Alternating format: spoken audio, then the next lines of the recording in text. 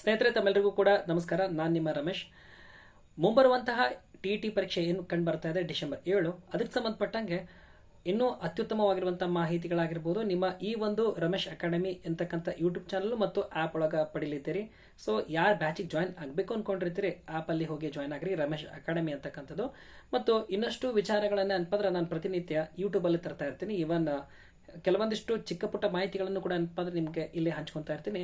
So ಅವುಗಳು ಏನಾಗ್ತಾ ಇರ್ತಾವ, ಮುಂಬರುವಂತಹ ಪರೀಕ್ಷೆಗಳಿಗೆ ಒಂದು ಅಂಕ ಕೂಡ ಏನಪ್ಪಂದ್ರೆ ತಂದು ಕೊಡ್ಬೋದಾಗಿರ್ತದೆ. ಸೊ ಯಾಕಂದ್ರೆ ಜೀವನದಲ್ಲಿ ಒಂದು ಅಂಕ ಕೂಡ ಬಹಳ ಮುಖ್ಯ. ಹಾಗಾಗಿ ಇಲ್ಲಿ ಈ ಒಂದು ಮೊದಲನೇದಾಗಿ ನೋಡ್ತಾ ಬರೋಣ. ಪ್ರಶ್ನೋತ್ತರ ಪದ್ಧತಿ ಅಂತ ಬರುತ್ತೆ.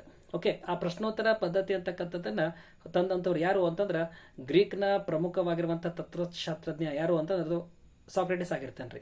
ಸಾಕ್ರೆಟಿಸ್ನ ಪ್ರಶ್ನೋತ್ತರ ಪದ್ಧತಿ ಅಂತ ಹಿಂಗೆ ನೆನ್ಪಿಟ್ಕೋಬೇಡ್ರಿ. ಅಂದ್ರೆ ಏನಾಗುತ್ತೆ, ಎರಡು ಜೊತೆಗೆ ನೆನ್ಪಿಟ್ಟಾಗ ನಿಮ್ಗೆ ಕನ್ಫ್ಯೂಷನ್ ಆಗಲ್ಲ ಮತ್ತು ಹೆಚ್ಚು ನೆನ್ಪಿಡಲಿಕ್ಕೆ ಸಾಧ್ಯತೆ ಐತಿ. ಇನ್ನು ಎರಡನೇದು ಏನಪ್ಪಾ ಅಂದ್ರೆ ಅನುಗಮನ ಪದ್ಧತಿ. ಅನುಗಮನ ಪದ್ಧತಿಯನ್ನ ಹೊರತಂದವರು ಯಾರು ಅಂದ್ರೆ ಫ್ರಾನ್ಸಿಸ್ ಬೇಕನ್ ಆಗಿರ್ತಾರೆ. ಇನ್ನು ಮೂರನೇದಾಗಿ ಕಿಲ್ ಪ್ಯಾಟ್ರಿಕ್ ಅವರು ಯೋಜನಾ ಪದ್ಧತಿಯನ್ನು ಏನಪ್ಪ ಅಂದ್ರೆ ಪ್ರಚುರಪಡಿಸಿರ್ತಾರೆ.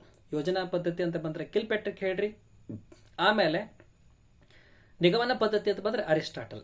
ಓಕೆ, ಪ್ರಶ್ನೋತ್ತರ ಪದ್ಧತಿ ಅಂತ ಬಂದ್ರೆ ಸಾಕ್ರೆಟಿಸು, ಯೋಜನಾ ಪದ್ಧತಿ ಅಂತ ಬಂದ್ರೆ ಕಿಲ್ ಪ್ಯಾಟ್ರಿಕ್, ಆಮೇಲೆ ಅನುಗಮನ ಬಂದ್ರೆ ಫ್ರಾನ್ಸಿಸ್ ಬೇಕನ್ನು ಮತ್ತು ನಿಗಮನ ಅಂತ ಬಂದ್ರೆ ಅರಿಸ್ಟಾಟಲ್.